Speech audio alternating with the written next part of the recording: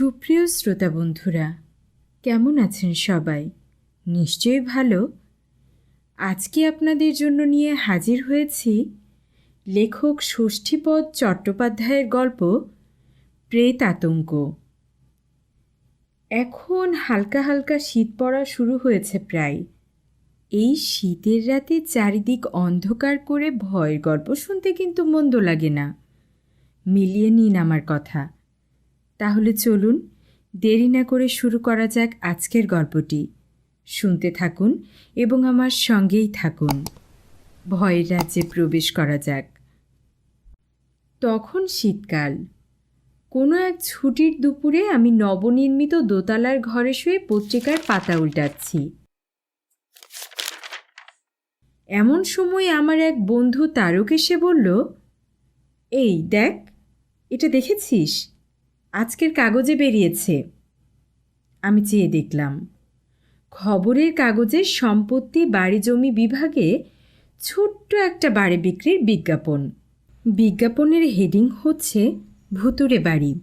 নিচে লেখা আছে, ঘাটশিলার কাশিদা অঞ্চলে আমাদের সাবেক কালের বাড়িটা ভূতের উপদ্রবের জন্য বেচে দিতে চাই। সম্পূর্ণ খালি বাড়ি। সামান্য আসবাবপত্র যা আছে তা সমেত বাড়িটার দাম ৫,০০০ টাকা। সব জেনে শুনে যদি কেউ কিনতে চান নিচের ঠিকানায় যোগাযোগ করুন। আজ থেকে বছর ৩০ আগে, যে সময়কার কথা আমি বলছি, তখন ৫,০০০ টাকার দাম ছিল অনেক। কাজেই ৫,০০০-এ যখন বাড়িটা বিক্রি হচ্ছে তখন নিশ্চয়ই সেটা বড় বাড়ি। আমি কাগজটা রেখে উঠে বসলাম। বেশ অভিনব বিজ্ঞাপন তো। আর বাড়ির মালিকও খুব সৎ মনে হচ্ছে। কেননা তিনি যখন সব কিছু জানিয়ে বাড়িটা বিক্রি করছেন তখন নিশ্চয়ই কোনো জোচ্চুরি বুদ্ধি তার নেই। কিন্তু মুশকিল হচ্ছে, দেখে আমাদের লাভ কি? এত টাকা তো আমাদের নেই যে এই বাড়িটা আমরা কিনব। অতএব কিনবে কে? তারক বলল, বাড়ি কেনার লোকের কি অভাব আছে রে? মোহনের জ্যাঠামশাই একবার ঘাটশিলায় বাড়ি কেনার ইচ্ছা প্রকাশ করেছিলেন। এখন বিজ্ঞাপনটা তাকে দেখালে নিশ্চয়ই তিনি রাজি হয়ে যাবেন। আর ভৌতিক ব্যাপার স্যাপার যেগুলো, সেগুলো তাকে যুক্তিতর্ক দিয়ে নৎসাৎ করিয়ে দিলেই হবে। মোদ্দা কথা হচ্ছে, এই সুযোগে ঘাটশিলাটা একবার ঘুরে আসা। প্রস্তাবটা চানাচুরের মতোই মুখরোচক। বললাম, আরে বাহ, বেশ বলেছিস তো। চল তবে, এক্ষুনি যাই। আমরা দুজনে তখন খবরের কাগজের ওই অংশটার ওপর লাল পেন্সিলে দাগ দিয়ে শিবপুরে মোহনদের বাড়ির দিকে চললাম। ওদের বাড়িতে গিয়ে মোহনকেও পেয়ে গেলাম অপ্রত্যাশিতভাবে। আসলে ছুটির দিন তো, এই সময়টা খেয়ে দিয়ে সবাই একটু বিশ্রাম করে। মোহনকে কাগজটা দেখাতে ও একটু অবাক হয়ে গেল। তারপর বলল, বেশ মজার ব্যাপার। ভূতের বাড়ি এই কথা আগে থেকে জানিয়ে কেউ আবার বিজ্ঞাপন দেয় নাকি? লোকটার মাথা খারাপ নেই তো? নাকি বিজ্ঞাপনটাই ফলস? তারক বলল, দেখ মোহন, এটা যখন বিজ্ঞাপন তখন ফলসে এটা কিছুতেই নয়। কেননা কার এত টাকা আছে যে খরচা করে সব ফাজলামি করতে যাবে? মোহন বলল, তা তুই ঠিকই বলেছিস। তবে জ্যাঠামশাই যা ভীতু লোক, তাতে তিনি এ বাড়ি কিনতে চাইবেন না। তারক বলল, আরে বাবা, বুঝছিস না কেন? ভুট্টু তো সব বাজে কথা। আসলে ভদ্রলোকের সম্পত্তি অনেক, বিক্রি করতে চাইছেন কিন্তু খদ্দের পাচ্ছেন না। কাজেই এই চমক লাগানো বিজ্ঞাপনে কিছু লোকের দৃষ্টি আকর্ষণ করতে চাইছেন। অনেক লোক তো আছে ভূতের নামে হাড়ে চটা। তাদের ভেতর থেকে কেউ হয়তো জেদ করে বাড়িটা কিনেই ফেলল। এটা অবশ্য মন্দ বলিসনি। ঠিক আছে, এসেছিস যখন বস তোরা। জ্যাঠামশাই সবে শুয়েছেন, উঠলেই খবরটা দিচ্ছি। তারপর বাড়ি কেনা হোক বা না হোক, দেখতে যাওয়ার ছলে ২-৪ দিন ঘাটশিলা থেকে ঘুরে আসা যাবে ক্ষণ। তারক বলল, আহা, আমিও তো তাই বলি। তোর জ্যাঠামশাইকে যেভাবেই হোক তুই রাজি করা। আমাদের ৩ জনের তাহলে হ্রদ দেখা, কলা বেচা ২ই হবে। আর যদি সম্ভব হয় তো এক রাত ভূতের বাড়িতে কাটিয়েও আসতে পারবো আমরা। ভূত সম্বন্ধে একটা অভিজ্ঞতাও হবে আমাদের। সেই দুপুরটা আমরা তিনজনে এক নতুন আনন্দে চুটিয়ে গল্প করে কাটালাম। তারপর বিকেলবেলা খবরের কাগজটা মোহনের জ্যাঠামশাইকে দেখাতেই লাফিয়ে উঠলেন তিনি। না না, ও বাড়ি আমি কিনব না, আমি টাকা দিয়ে জিনিস কিনব, ওসব ঝামেলার মধ্যে কেন যাব আমি? তাছাড়া তোমরা আজকালকার ছেলেরা ভূতপ্রেত মানো না বটে, কিন্তু আমি মানি, কেননা আমি নিজে ব্যক্তিগতভাবে অনেক সময় ভূতের অস্তিত্ব অনুভব করেছি। তাই বলি, কি দরকার বাবা ওসবের মধ্যে যাওয়ার? তবে ঘাটশিলায় একটা বাড়ি কিনবার ইচ্ছা আমার আছে। আমি বরং তোমাদের কিছু টাকা দিচ্ছি, তোমরা তিনজনে দিন কত ঘাটশিলা থেকে ঘুরে এসো। আর যদি কোথাও ভালো কোনো বাড়ির খোঁজ খবর পাও তো দেখে এসো, পরে দরদাম করে কেনা যাবে। আমরা তাতেই রাজি হয়ে মনের আনন্দে ঘাটশিলা যাওয়া তোড়জোড় করতে লাগলাম। পরদিন বেলা 11টায় নাগপুর প্যাসেঞ্জারে চেপে আমরা ঘাটশিলার দিকে রওনা হলাম।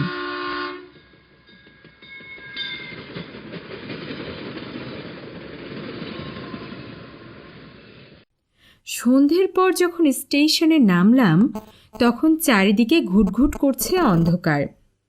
ঘাটশিলা তখন এখনকার মতো শহর নয়, একেবারে বুনো জায়গা ছিল। স্টেশনের কাছেই একটা চায়ের দোকানে খোঁজ খবর নিয়ে 4-5 দিনের জন্য একটা ঘরের ব্যবস্থা করে ফেললাম আমরা।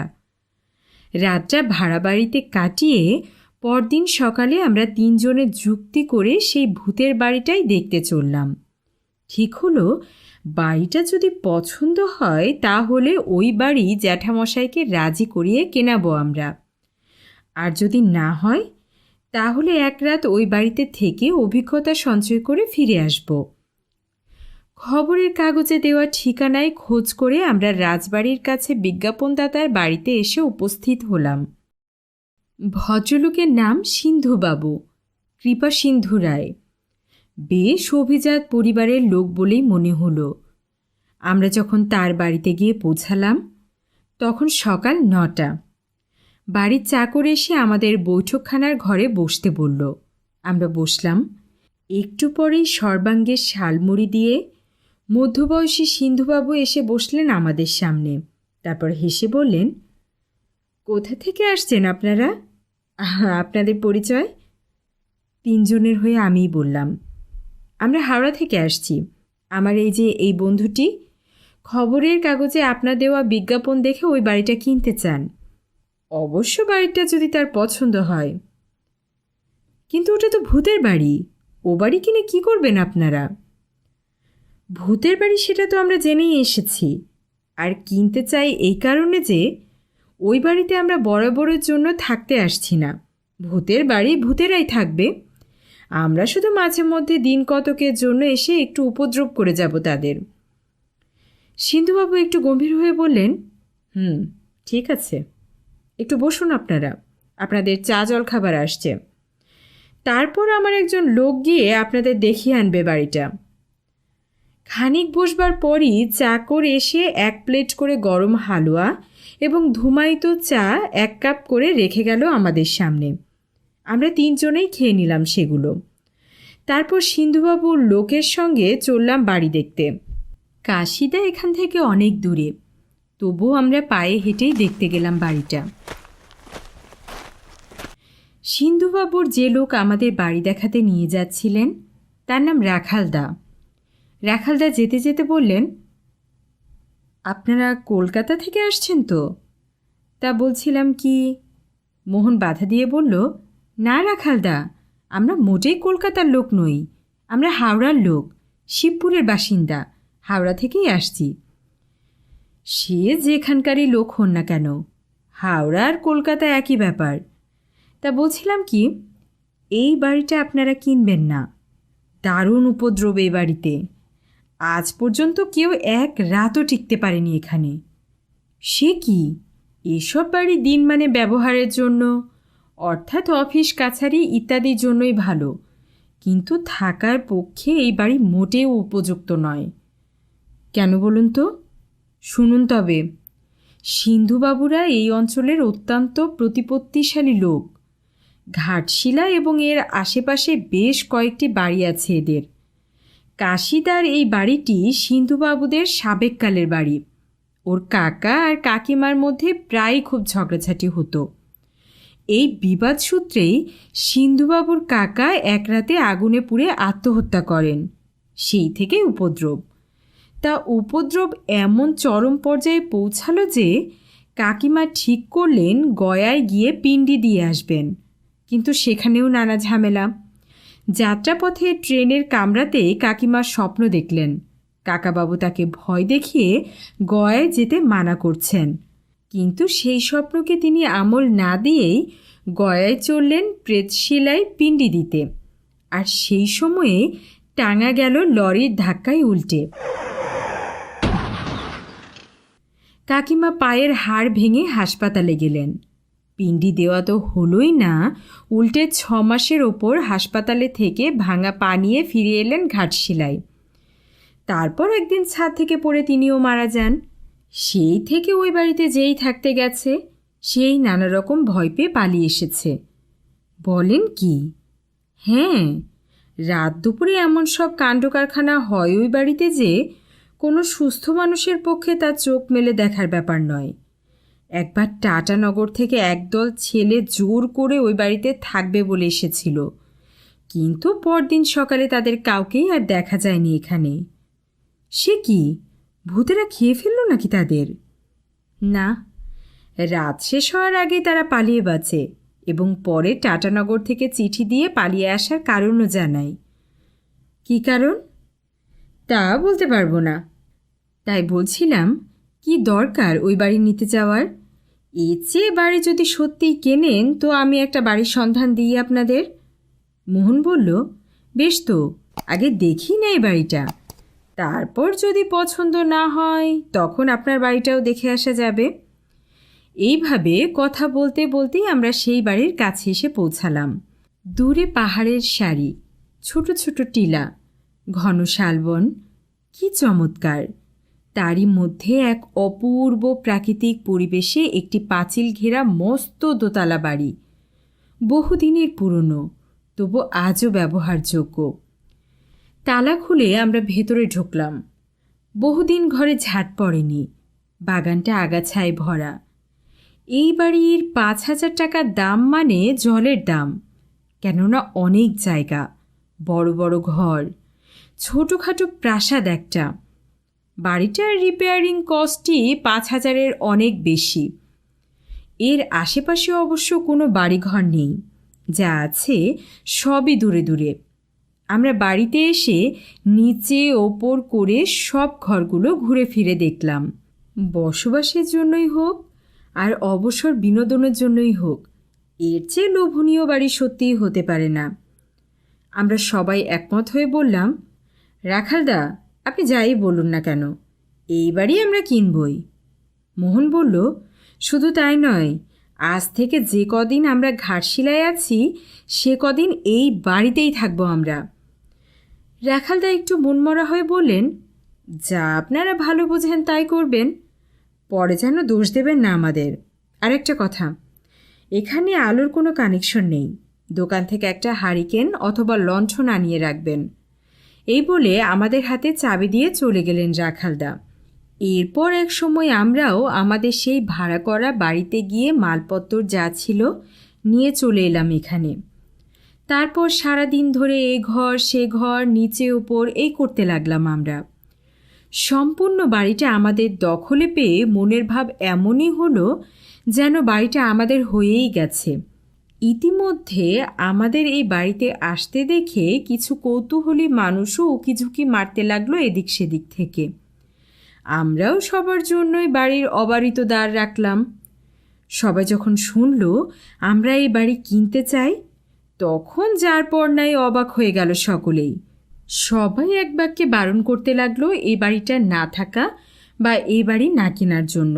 সবাই বলল, বাড়িটা কিন্তু সত্যিই উপদ্রবের বাড়ি, না হলে কখনো এত কম দামে এত বড় একটা বাড়ি এখানে এতদিন খালি পড়ে থাকে। আমরা সব শুনলাম, শুনে বললাম, তবুও আমরা নিজেরা একবার পরখ করে দেখতে চাই, যদি সেরকম খারাপ কিছু না ঘটে তাহলে এই বাড়ি আমরা কিনছি। অবশেষে আমাদের জেদ দেখে দু একজন একটু অন্য সুরে কথা বলল। তাই একান্তই যখন কিনবেন, আপনারা তখন 2-1 রাত এখানে থেকেই দেখুন। বাড়িটার বদনাম আছে ঠিকই, তবে সচরাচর কেউ তো থাকে না। এইভাবে মানুষজন সাহস করে এলে থাকতে থাকতে কি হয় কে বলতে পারে। দেখাই যাক না এতদিনে ভূতের উপদ্রব একটু কমেছে কি না। কেউ বলল, হ্যাঁ হ্যাঁ, সাহস করে থেকেই যান। তাছাড়া আমরা যখন জেনে গেছি তখন আমরাও একটু সজাগ থাকব।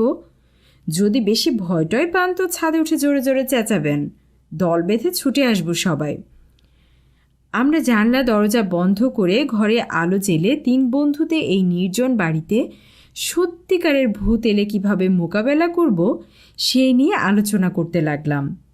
অনেক রাত পর্যন্ত আলোচনা করে যখন দেখলাম সব ভো ভো, তখন তক্তাপোষে পাতা বিছানায় মশারি খাটিয়ে আমরা 3 জনে জড়াজড়ি করে লেপ চাপা দিয়ে শুলাম। শোয়ার সঙ্গে সঙ্গে ঘুম। রাত তখন কত তা কে জানে। হঠাৎ ঝনঝন করে দরজার শিকল নাড়ার শব্দে ঘুম ভেঙে গেল আমাদের। শিকল নাড়তে নাড়তে কে যেন একজন ভারী গলায় বলল, এই যে কে আছেন ভেতরে, দরজা খুলুন। আমরা 3 জনেই উঠে বসলাম। মোহন বলল, কে কে তা তো দেখতেই পাবেন, দরজা খুলুন। আমরা উঠে গিয়ে দরজা খুললাম।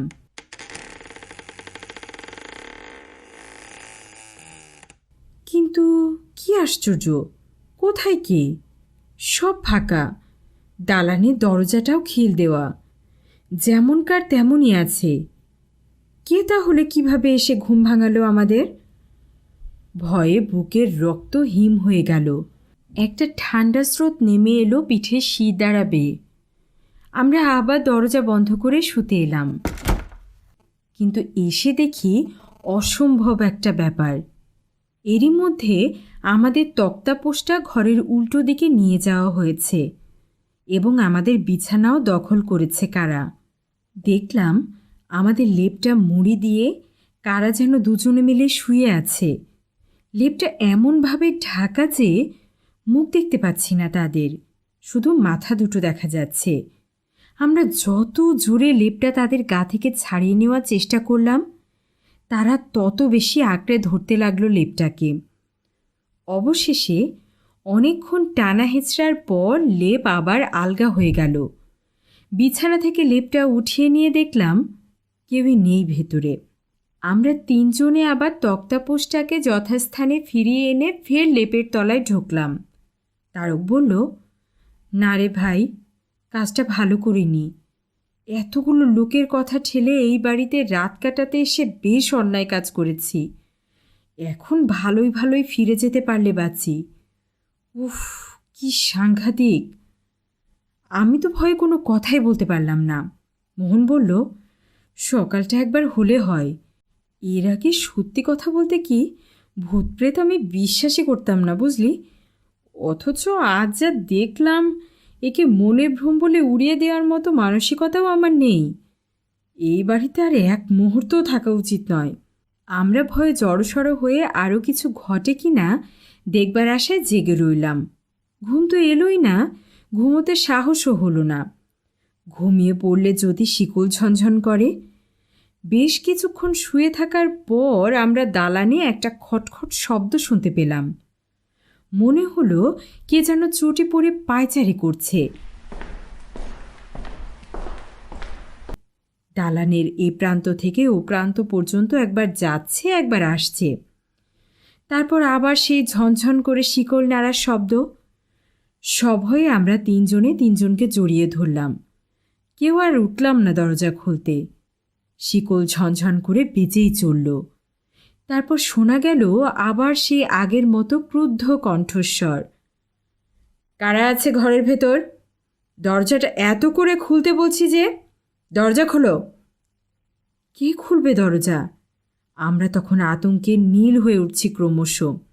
কেই বা যাবে দরজার কাছে? উঠে দাঁড়াবারও যে শক্তি নেই কারো। ক্রুদ্ধ কণ্ঠস্বর আবারও শোনা গেল, দরজা না খুললে কিন্তু ভয়ানক ব্যাপার হবে, খোলো বলছি, না হলে ভেঙে ঢুকবো। বলার সঙ্গে সঙ্গেই দরজায় দমাদম লাথি পড়তে লাগল। অগত্যা উঠতেই হলো। তিনজনে পা টিপে টিপে দরজার কাছে গিয়ে খিলটা খুলতেই দরজাটা সশব্দে 2 হাত হয়ে খুলে গেল। মনে হলো কেউ যেন ওদিক থেকে জোরে ধাক্কা দিয়ে খুলে দিল দরজাটা। সে কি দারুণ শব্দ! গোটা বাড়িটা কেঁপে উঠল বুঝি। কিন্তু তা না হয় হলো। আবার তো সেই আগের মতো ভো ভো। কেউ কোথাও নেই। এই শীতেও গায়ে ঘাম দিল তখন। এরপরে আর বিছানায় ফিরে যাওয়ার মতো মন বা সাহস কোনোটাই আমাদের ছিল না। সেখানেও তো ওই আগের মতোই খারাপ ব্যাপারটাই ঘটবে, অর্থাৎ কিনা লিপ নিয়ে টানাটানি। কি যে করি! পরস্পর মুখ চাওয়াচাওয়ি করছি। এমন সময় হঠাৎ আমাদের লণ্ঠনটা কে যেন আছাড় মেরে ভেঙে ফেলল ঘরের ভেতর। অন্ধকার অন্ধকার ঘন অন্ধকারে ঢেকে গেল চারিদিক। আমরা সঙ্গে সঙ্গে মনস্থির করে ঘরে ঢুকে অন্ধকারেই হাতড়ে হাতড়ে যে যার জামা প্যান্ট পরে নিলাম। মোহনের টর্চ ছিল। টর্চ জেলে হাত ঘড়িতে দেখে নিলাম রাত তখন 2:30। এখনই পালাতে হবে এখান থেকে, না হলে যে কোনো মুহূর্তে ভয়ানক একটা কিছু ঘটে যেতে পারে। ওদিকে বারান্দার দরজাতেও তখন দমাদম লাথি পড়তে শুরু হয়েছে, লাথির পর লাথি, আর তার সঙ্গে সেই প্রচণ্ড ধমকানি, খোলো বলছি, খোলো, না হলে কিন্তু ভালো হবে না, শিগগির খুলে দাও। আমরা কোনো রকমে দরজা খুলেই এক লাফে বাইরের বাগানে এসে পড়লাম। তারপর পিছন ফিরে দেখি দালানের দরজার কাছে আগুনে পোড়া ঝলসানো চেহারার এক বিকট মূর্তি দাঁড়িয়ে আছে। মানুষ তাকে বলবো না। মানুষ কখনো অত কুৎসিত হয় না, মানুষ কখনো অত দীর্ঘ হয় না, মানুষের চোখ দিয়ে কখনো অত আগুন বেরোয় না। আমরা বেশিক্ষণ চেয়ে থাকতে পারলাম না সেদিকে। বাগানের দরজার খিল খুলে বাইরে বেরিয়ে হাঁপ ছেড়ে বাঁচলাম আমরা। অদূরে একটা আদিবাসী বস্তি ছিল। বাকি রাতটুকু কোনো মতে সেখানে কাটিয়ে ভোরের ট্রেনেই হাওড়ায়। আপনারা শুনছিলেন ভৌতিক গল্প প্রেতাতঙ্ক, শুধুমাত্র গল্পমালা বাই লিজা অডিও বুক চ্যানেলে। গল্পটি আপনাদের কেমন লাগলো অবশ্যই আমাকে জানাবেন। আমার পড়া গল্প যদি আপনাদের পছন্দ হয়ে থাকে তাহলে লাইক এবং সাবস্ক্রাইব করতে ভুলবেন না যেন। আর আমার পড়া গল্প কেমন হয় সেটা নিয়ে যে কোনো গঠনমূলক সমালোচনা আপনারা করতেই পারেন। আপনাদের যে কোনো আদেশ, উপদেশ, মতামত আমি সাদরে গ্রহণ করব। আপনারাই তো আমার পরিবার, আমার আপনজন, আমার স্বপ্নকে এগিয়ে নিয়ে যাচ্ছেন আপনারা। তাই আপনাদের কথার গুরুত্ব আমার কাছে অনেক। তাই পাশে থেকে আমাকে উৎসাহ দিন। আমি চাই এই সুস্থ বিনোদন সবার মধ্যে ছড়িয়ে যাক। ভালো থাকুন, সুস্থ থাকুন, নিজের যত্ন নেবেন, নিজেদের আপনজনদেরকে যত্নে রাখবেন। আর আমাকে অবশ্যই অবশ্যই আপনাদের দোয়ায় রাখবেন। আল্লাহ হাফেজ।